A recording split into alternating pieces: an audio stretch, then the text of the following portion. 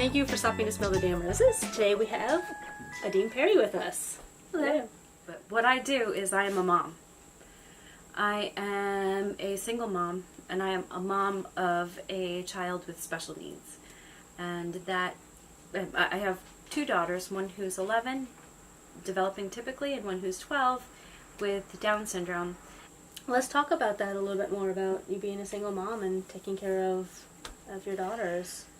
Well, pretty much it means that I am busy starting at 5:30 in the morning, and it just keeps on going. I'm like, bedtime is supposed to be 8:30, and then after that, then they get up because they have to use the bathroom. They need a drink of water. It's pretty much, I'm on call 24/7. It's, all me all the time. I'm really, my phone could ring right now and I'd have to go pick them up. Yeah. That's what happened Wednesday. Well, with Frasier, taking care of her is not what I expected, when she was little. It's like, what did you expect? Well, when she was very, very little, the doctor said that she might never walk, might never talk, that her development would plateau, and we should be on the lookout for her to just stop learning.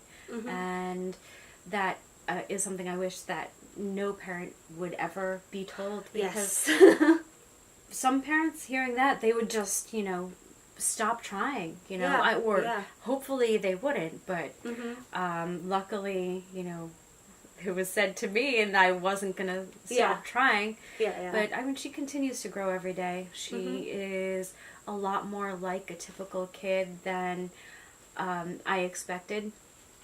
When the stereotype of a person with Down syndrome is, happy and huggy and love and flowers all the time and all the dancing. And yeah, she is absolutely all of that. She is breakdancing in the middle of the grocery store. She is, just coming out with all these funny things and hugging everybody all the time. But man, she's got the full range of emotion. But she also seems to be a really good judge of character, and I think that is something that might make her want to break the ice more, because if she sees someone and she's like, oh, this person, I think they're good, then she's gonna want to go and, talk to them, hug them, ask them about their day. But, and as she's getting older, she's kind of been discouraged from that, because it's inappropriate to just go up and hug strangers. Yeah. She got away with it more when she was little, even though, it made me feel uncomfortable. Yeah. So definitely I've helped stop her from hugging strangers, even though it's kind of a sad thing to do. Yeah. But as she's getting older, I'm kind of having to stop her from, making snarky comments about strangers. So it's going the other way as well. She's like, why's that lady looking at me like that? Look at yourself, lady. I know one of your other daughters is a budding scientist with her, do you want to talk about that? Yes. Well, having a kid developing typically these days, it means fidget spinners, squishies, and slime. So much slime. And Naomi is a professional slime maker at this point. When she started out, it was a wreck. She was not good at making slime. It was, just a mess. But now she can, tweak the recipe in any way that she wants. She adds a little bit of shaving cream or like a squirt of that contact solution, borax, whatever she does. I don't know. I'm not a fan of slime. I'm not a fan of messy, sticky stuff, especially when, no matter how helpful she is with cleaning it up, it's still mine to clean up, Yes. But yeah, she can make a tiny bit of clear slime if she wants to. She can make like a large batch of stretchy slime if she wants to. She's altering the color, the consistency, putting different things in it to see how it looks when you stretch it out. I mean, well, I have to, there's this special way that you're supposed to poke the slime, like poke, poke, poke, poke, poke, poke, so you can listen and see if it sounds right. It's gotta make the right sound. And she wants me to poke the slime, like poke, poke, poke, so that I can hear how her slime sounds. And I'm like, oh, why? And then, of course, there's the other, 2 weekends ago, we had to go to a party. The girls are all dressed fancy. Frasia's in this little dress. Naomi makes a huge batch of slime. And Frasia's like, let me touch the slime. Reaches in, pulls it out, like the height of her, you know. Oh, wow. I mean, it was a lot of slime. I found out it really does wash out of the dress pretty well. The dress is good as new. What do you do to, like, just because you have so much responsibility, what do you do to, like, relax and unwind and, you know? Well, that's pretty tricky. Because it seems like I just keep getting more and more responsibility. And that's like the one thing I really want is to just be able to like not feel the responsibility, you know, for a little bit. Yes. And like take a nap, but a nap where like if there's like some funny noise, then it's not me that has to wake up to see if there's like an axe murderer in the house, you know. One thing that I do is, I know you're not supposed to, you know, watch movies before bed or something, but I always do, just to turn my brain off. Yeah, yeah. And our internet was down 2 nights ago, and I didn't get my movie, and I slept so badly. I really need the, you know, to turn my brain off. Yeah, absolutely. Yeah. I sing a lot. I play piano. Not as much as I'd like to, but I try to play piano more often because it's nice and soothing. I can just kind of, you know, relax into it. Although I found that I really don't ever get to finish a song because, like, the cat hops on there, somebody needs snack, you know, the dog comes running through. It's one thing or another. I've been really trying to figure out, you know, who I was before kids. I mean, before kids, I was, you know, an art student. I taught preschool. I was like constantly, I was constantly doing something creative. I painted, I drew, I wrote poetry and short stories. I played piano all the time. I did 12 and a half years of ballet. I did just all of these creative things like all the time.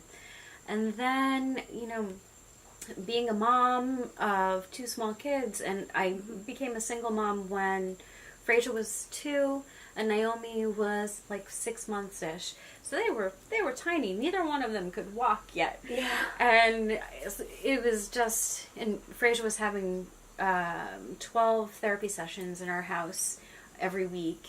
So it was like a schedule, and yeah. I was just, there was nothing else I could do except, you know, take care of the kids. And it's been like that for a good long time. I mean, they're 11 and 12 now, and it's just starting to, like, I'm able to give them more responsibility and, you know, explain to them, you know, I'm very honest with them. I'm like, yes, yeah. You live in a house where it's just me, and if you'll notice, I do your laundry, I wash your dishes, I vacuum the floor.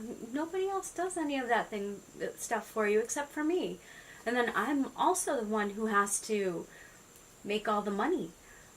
I own the house. I've got to take care of the house, mow the lawn. Plus, I co-own a house with my brother in New Paltz, so I've got that responsibility. Oh, there goes the haunted bird clock. It is. It's Robin o'clock. Yeah. Yeah. That's my brother's name too. Oh, yeah. With a Y. Yeah, but yeah. So I have so much responsibility. Yeah. And I know I'm capable of so much more. I can take on way more responsibility. Yeah. I can handle it. I know I can. And I make sure they know. Yeah, yeah. But I don't want to. I really don't want to. Mhm. I need a break. Yeah. And there's no way for me to take one Mhm. until they're, 21, if Yeah. I'm lucky. And they decide to, well, I don't even want to think of that because I don't want them to move out at this point. I know. I'm sure eventually I'm going to be like, go on. I am really, making an effort, I know I kind of like, I got lost in the whole mothering thing, Mhm. I kind of lost who I am. I'm trying to, paint again. I'm trying to, find time to do the things that I used to love and see if I still love them. Yeah. I grow stuff. I grow little people and I grow plants. Perfect. What I do. I help my kids grow and I have a ton of houseplants. And someday that's my retirement plan. When I'm a little old lady, I want to have like a greenhouse, not of outdoor plants because I can't do that yet. I'm trying. I've got a garden patch out there, but I had tomatoes this year. Ooh. But it's all like overgrown and Yeah. wild and crazy, and I'm not good at that yet. But houseplants I can do. It took me a while, but houseplants I got down. Yeah. They're taking over. No, I see. Yeah. I mean, you probably could see in the background. There's it's green. It's green gonna back be, there. It's gonna be so much more. Give me time. Yeah. You're gonna need a machete to get into my house. It's gonna be all Jumanji in here. I love it. I'm ready. That's awesome. That's Yeah. really fun. It'll be good. Mhm. But yeah, I help the houseplants grow. Oh yeah, no, yeah. So I'm gonna I want to sell houseplants when I'm a little old lady. Aw. And that'll be what I do. I like wander through the greenhouse, watering the plants. There'll be like little fairy statues and stuff. I so want to do this. Like, I'm like, that's how I want to retire. I'm stressed out, but I do live in my little happy bubble where Yeah. I like the whole idea of, magical fairyland. And instead of like having lots of fairies all around, fairy stuff, I wanted us to feel like we lived in fairyland. Mhm. And I like that. Like living in fairyland with two little girls, it seems right. Mhm. Yeah, it seems like, we definitely live in our little magical bubble where, even though, we've had to have some really, tough discussions lately, especially, with everything going on in the world, and you can't really hide that, but we're still, and I try to answer their questions as, truthfully and developmentally appropriately as I can. Yes. But the world is scary, and it's nice to live in our little happy magical bubble.